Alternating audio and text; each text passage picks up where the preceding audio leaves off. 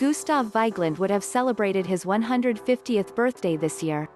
He may not be around to mark the occasion, but that's not stopping Oslo authorities from pulling out all the stops to remember Norway's greatest sculptor.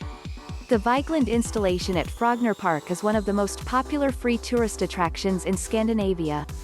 More than 1 million visitors make the trip to see his sculptures in the leafy suburbs of Oslo every year.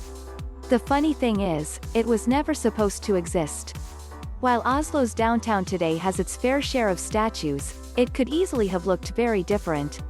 That's because although the city of Oslo commissioned the park's famous sculptures, they were originally intended for the downtown area. The fountain was planned for Eidsvoll plass in front of the Norwegian Parliament, while the 46 feet tall monolith should have towered above Oslo Central Station on Jernbanetorget Square. Vigeland beyond his park. Because Vigeland and his helpers were so prolific, the city instead decided to place the fountain, and eventually everything else, in open parkland outside Vigeland's studio. That studio today is the Vigeland Museum, skipped by many of the park's visitors. That's a mistake at any time, but especially so this year when it plays host to the anniversary celebrations. At their center is Parallels, a temporary exhibition designed to highlight Vigeland's art from before the epic Vigeland Park project began. He was determined to become a sculptor from a young age, and had begun exhibiting work by the time he turned 20.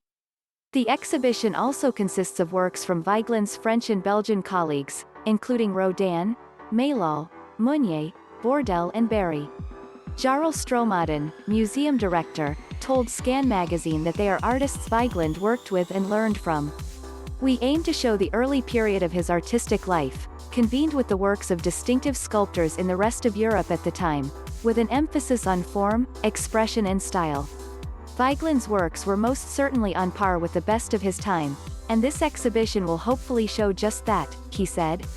A revealing look at humanity. Most of the 212 bronze and Iddefjord granite sculptures are an examination of the human form, ranging from the beautiful to the truly bizarre. Man attacked by babies suggests a man struggling to cope with the responsibility of parenthood, while the towering monolith depicts 121 human figures clambering over each other. They reach ever upwards, representing the long-standing desire of human beings to reach out to the divine.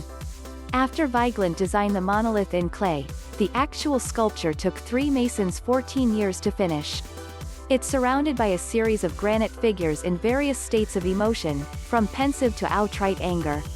After the monolith, the park's most famous sculpture is also one of its smallest.